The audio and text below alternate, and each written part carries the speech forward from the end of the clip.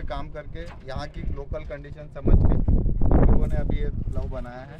अभी हम ट्रायल के लिए लाए हैं और ट्रायल हमारा अच्छा रहा है, इसलिए हम लोग आपको दिखाना चाहते हैं। और जो भी फीडबैक रहेंगे अभी बता देना, इसके बाद में फीडबैक नहीं आएंगे, इसके बाद में हमको बेचने का काम करना है, राइट।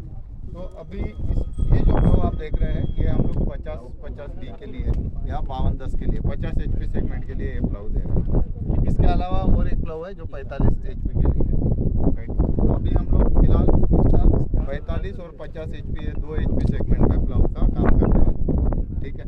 ये प्लाउ का वेट है 490 kg और जो वो प्लाउ है वो 450 kg के करीब है, ठीक है। अब यहाँ पे इसमें क्या चीज़ है क्या नहीं है उसके बारे में बात करते हैं। इसकी जो सबसे पहले वेट तो मैंने बता दिया। अब जो वर्किंग विड्थ है यहाँ से लेके यहाँ तक 12.5 इंच है, राइट। तो और ये एक बॉटम की है, दूसरा बॉटम ऐड करेंगे तो डबल हो जाएगी। अब कोई बोलता है कि 14.9 पे 16 वाला जो टायर है उसके यहाँ पे क्या इसकी सेटिंग आती है। तो देखो ये जो 12 इंच है ना, ये एक बॉटम की वर्किंग विड्थ है। इसमें 2 बॉटम आते हैं, तो 2 बॉटम ये एक और पीछे वाला दूसरा, तो दोनों मिला देंगे तो कितना हो जाएगा, 24 हो जाएगा। आधा इंच का इसका ओवरलैप होता है। ओवरलैप मतलब ये बीच वाला हिस्सा, हाँ ये बीच वाला हिस्सा यहाँ पे कॉमन होता है, राइट। तो जैसे ये चलेगा तो ये थोड़ी घिस जाएगी और ये कुछ दिनों बाद रिप्लेसमेंट वाला काम होता है। तो उसके लिए ये थोड़ा सा हम लोग एक्स्ट्रा रखते हैं और वो ओवरलैप के हिसाब से उसको काम में लाते हैं, ठीक है। अभी इस प्लाउ में और हम लोग क्या कर रहे हैं कि ये जो पार्ट है ये पार्ट एडिशनल दे रहे हैं। इसमें क्या होता है कि जो जब प्लाउ चलने के बाद में नीचे जो मिट्टी गिरती है ना साइड वाली, तो वो कम से कम गिरे, क्योंकि मिट्टी तो रुक नहीं सकती, वो मॉइस्चर पे डिपेंड रहती है, मिट्टी तो गिरेगी लेकिन वो कम गिरनी चाहिए, उसके लिए ये पार्ट हमने एक्सटेंड किया है यहाँ, ठीक है। अब पीछे में आप देखोगे तो ये 2 ऐसे सपोर्ट दिए हैं ताकि वो जो ऊपर मिट्टी उल्टी होती है वो उल्टी होने वाली मिट्टी अंदर ना गिरे, तो ये आगे की तरफ फेंकें, इसके लिए वो दोनों तरफ से वो दिए हैं। अभी कुछ कस्टमर्स अपने हिसाब से जहाँ पे ज़्यादा लूज मिट्टी होती है ये जोड़ भी देते हैं अपने हिसाब से, राइट। बट वो हम लोग कंपनी से रिकमेंड नहीं करते क्योंकि सब कस्टमर की डिमांड नहीं होती, फिर वो लगा दिए तो निकालना मुश्किल हो जाता है, इसलिए हम लोग इस तरीके से इसको अभी दे रहे हैं। अभी इसमें एक सेफ्टी बोल्ट वाला प्रोविज़न है जो ये वाली प्लेट है, ठीक है।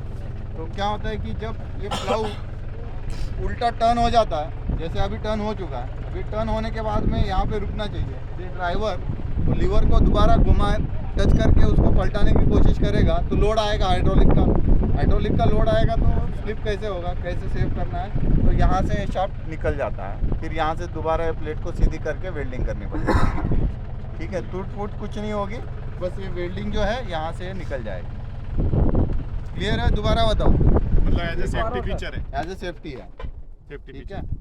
तो ये एक ध्यान रखना है। दूसरा ये प्लाउ इसको आप दोबारा से बता दीजिए। हाँ, क्या होता है कि एक बार हमने तो प्लाउ को टर्न किया, ठीक है। अभी इस साइड में हमने इसको टर्न किया तो ये मिट्टी इधर फेंकेगा, ठीक है ना, ये मिट्टी इधर फेंकेगा। जब उल्टा हो जाएगा तो मिट्टी उधर फेंकेगा। जब टर्न करते हैं तो ये जो वाला पार्ट है इस पार्ट को टच करता है, राइट। कभी कभी इसकी सेटिंग ठीक से नहीं की है तो ये जो पार्ट है इस पे प्रेशर करता है, और जब प्रेशर करेगा तो ये पूरा जो लोड है ये वाले पार्ट पे आ जाएगा, और यहाँ पे लोड आएगा तो यहाँ पे हम लोगों ने सेफ्टी के लिए क्या दिया है, क्योंकि ये पूरा हाइड्रोलिक है, ये हाइड्रोलिक यदि इसको हमने रोका नहीं तो फिर ये पूरा टूट जाएगा।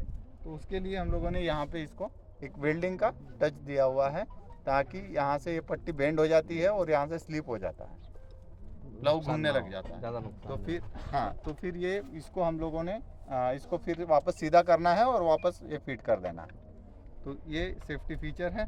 दूसरा, प्लाउ चलाते हैं, बहुत सारे लोगों ने प्लाउ चलाया होगा, हो सकता है कुछ लोग नए भी हो, लेकिन प्लाउ का सेटिंग सबसे मुश्किल है और सबसे दिमाग लगाने वाला चीज़ है। ये रोटरी टिलर जैसे आसान नहीं है, ठीक है। तो इसमें आपको ट्रैक्टर भी समझना होगा और प्लाउ की सेटिंग भी समझनी होगी। तो सबसे पहले हम लोग ट्रैक्टर से शुरू करेंगे। ये जो ड्रॉप आर्म है, क्या बोलते हैं इसको आप लोग? लिंकेज बोलते हैं, ड्रॉप आर्म बोलते हैं, जो भी बोलते हैं। ये दोनों साइड की जो लंबाई है ये सेम होनी चाहिए। 17 इंच की लंबाई बोलते हैं, बट जो भी आप फिक्स करोगे वो दोनों साइड की ये जो लंबाई है ये सेंटर टू सेंटर सेम होना चाहिए। क्लियर है? यदि ये सही नहीं होगा तो क्या होगा, प्लाउ टेढ़ा रहेगा, और आप प्लाऊ में एडजस्टमेंट करते रहोगे, आपको ये समझ में ही नहीं आएगा। क्लियर है? ये इसकी जो लंबाई है, दोबारा बता रहा हूँ, यहाँ ध्यान दीजिए, इसकी जो लंबाई है दोनों साइड में सेम होनी चाहिए। दोनों आर्म की जो है गहराई पे मतलब जो नीचे उससे साइड लिंक से लगी है ना वो बराबर होनी चाहिए। करेक्ट होनी चाहिए, राइट। 17 भी ऊपर ले सकते हैं इसको नीचे। आप जो भी रखोगे 17 इंच रिकमेंडेड है, आप 18 इंच करोगे तो दोनों 18 रखो। ये नहीं कि एक 16 रख दिया एक 18 रख दिया, प्लाऊ टेढ़ा चलेगा। आप प्लाऊ में सेटिंग करते रहोगे, पता चला प्रॉब्लम यहाँ पे है। क्लियर है? उसके आगे में जो अपनी सेटिंग है, ये सेटिंग होती है कि ये जो प्लाऊ का सेंटर है, ये पीटीओ शाफ्ट का सेंटर, इसको अलाइन करना है, राइट। ये एक उस पे आना चाहिए। हाँ, एक इसमें आना चाहिए। तो इसको सेट कैसे करोगे? स्विच चेन से करोगे, राइट। ये जो स्विच चेन है, ये स्विच चेन से हम लोग इसको सेट करेंगे। इसका सेंटर और इसका सेंटर सीधा होना चाहिए। यदि सीधा नहीं होगा तो प्लाऊ टेढ़ा चलेगा, और टेढ़ा चलेगा तो ये पूरा ड्रैग होगा। ड्रैग होगा तो वो ड्राइवर की स्टीयरिंग एक तरफ खींचेगा, और खींचेगा तो लोड आएगा। क्लियर हो रहा है? तो लोड आएगा तो बियर टियर होगा, हाँ, टायर सब पूरा कहानी। फिर फ्यूल ज़्यादा खाएगा, टायर घिसावट ज़्यादा होगा, वो सब आपको पता है। ड्रॉप सेंसिंग भी सही नहीं होगा, ड्रॉप सेंसिंग भी नहीं होगा। तो ये इसके लिए इसको सीधा करना है तो ये स्विच चेन सही होनी चाहिए।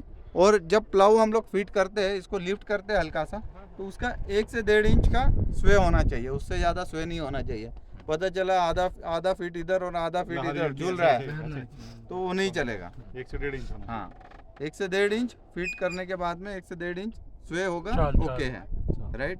उससे ज़्यादा नहीं होना चाहिए। अब हाँ, उसके बाद में जो ये लिंकेज है, टॉप लिंक है, हाँ सेंटर वाले में, हाँ, ये सेंटर वाले में होनी चाहिए। यहाँ से ड्राफ्ट सेंसिंग होती है, यहाँ पे ड्राफ्ट ऊपर वाले ट्रांसपोर्ट के लिए होता है, बीच वाला प्लॉइंग में आप यूज़ कर सकते हो, और नीचे वाला बिजाई के लिए हम लोग रिकमेंड करते हैं। ठीक है ना? तो ये चीज़ें ध्यान रखना है।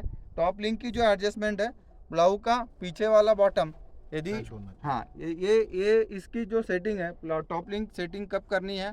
एक तो दोनों समांतर होने चाहिए। जब फील्ड में आप चला रहे हो, जब एक पहिया गड्ढे में चला जाता है प्लाऊ का, तो क्या होता है कि कभी कभी ऐसा हो सकता है कि आपका पीछे वाला बॉटम ज़्यादा गहराई ले रहा है, आगे वाला ऊपर चल रहा है, तब आपको टॉप लिंक की सेटिंग करनी है। या फिर उल्टा कंडीशन हो तो टॉप लिंक की सेटिंग करनी है। टॉप लिंक क्या करता है कि पीछे वाले प्लाऊ को भी ऊपर भी ला सकता है, नीचे भी दबा सकता है। तो ये दोनों बॉटम बराबर लगने चाहिए, उसके लिए टॉप लिंक की सेटिंग करनी है। क्लियर है? क्लियर है? अब प्लाऊ को जब भी सेट करना है तो पहला राउंड जब हम लगाते हैं तो सीधा चलता है, राइट। तो उस टाइम किसी प्लाऊ की सेटिंग नहीं करनी है। जब फर्स्ट लाइन खींचते हैं ना, तो तब कोई सेटिंग नहीं करनी है। पहला खाली चला लो। जब प्लाऊ का एक जो ट्रैक्टर का एक चक्का गड्ढे में जाएगा, तब प्लाऊ की सेटिंग करिए, तब आपको पता चलेगा प्लाऊ ढंग से काम कर रहा है कि नहीं कर रहा है। ठीक है? क्योंकि क्या होता है, मैक्सिमम टाइम प्लाऊ ऐसे ही चलता है कि एक पहिया गड्ढे में है, और प्लाऊ डिज़ाइन ही वैसे होता है कि एक पहिया गड्ढे में है। अब दूसरा कंडीशन, जब ये चलता है, जब आप पीछे खड़े रहोगे तो ये जो लेग है, इसको लेग बोलते हैं, आप इधर क्या बोलते हैं नहीं पता मुझे। ये जो लेग है, ये ज़मीन के पूरे परपेंडिकुलर होना चाहिए। जैसे ये ज़मीन है तो ये ऐसे होना चाहिए, स्ट्रेट। ये ऐसे झुका होगा तो काम नहीं करेगा ढंग से, इधर भी होगा तो नहीं करेगा। इसका जो सेटिंग है वो ये बोल्ट से होगा। यहाँ पे बोल्ट है, राइट। इस साइड में है तो ये, और उस साइड में है तो ये, राइट। तो ये प्लाऊ हमेशा सीधा होना चाहिए, ऐसे भी नहीं चलेगा, ऐसे भी नहीं चलेगा। क्लियर है? और कोई आपके सवाल है अभी? इसकी कॉस्ट क्या रहेगी सर? कॉस्ट वगैरह सब बताएंगे, पहले आप समस्या का समाधान करो। अभी प्लाऊ क्या है, सर, इसमें प्लाऊ के लेके सेंसिंग ज़्यादा लगती है, कम लगती है, कैसे क्या? सी देखो, प्लाऊ की सेंसिंग क्या लगती है, ये ट्रैक्टर के ऊपर डिपेंड है, राइट। इसको हम लोग कहाँ फिट कर रहे हैं उसके ऊपर डिपेंड है। तो ये हम लोग बीच वाले इसमें कर रहे हैं, जहाँ पे मीडियम सेंसिंग है। बार बार ऊपर नीचे होते रहेगा तो जब प्लॉइंग करते हैं तो लेवल नहीं आता, कभी ऊपर कभी नीचे। ज़्यादा उसको सेंसिटिव कर देंगे ना तो जमीन की लेवल सारा बोलता है कि सेंसिंग ज़्यादा लगती है पलों में, इसलिए बोल रहा हूँ। सेंसिंग लगती है क्योंकि फील्ड में मॉइस्चर कम ज़्यादा होता है, फील्ड में ऊपर नीचे उबड़ खाबड़ ज़मीन होती है, तो आपको इसके लिए वहाँ पे सेंसिंग की ज़्यादा ज़रूरत होती है। लेकिन आप उतने सेंसिंग में काम करोगे तो आपका प्लॉइंग का लेवल नहीं आएगा, बार बार अच्छा। प्लाउ ऊपर नीचे होगा, व्हील स्लिपेज बढ़ेंगे, तो ये दिक्कतें हमेशा होती रहेगी। इसलिए लोग मीडियम सेंसिंग में हम लोग रिकमेंड कर रहे हैं। ठीक सर। दूसरा, जब भी प्लाउ चलाना है तो ब्लास्टिंग होनी चाहिए, वाटर ब्लास्टिंग भी होनी चाहिए और वेट ब्लास्टिंग भी होनी चाहिए। क्लियर है? वाटर ब्लास्टिंग का 75% वाला कहानी है। हाँ, पीछे वाले चक्के में 75% और वेट ब्लास्टिंग, इससे टायर का स्लिपेज कम होगा।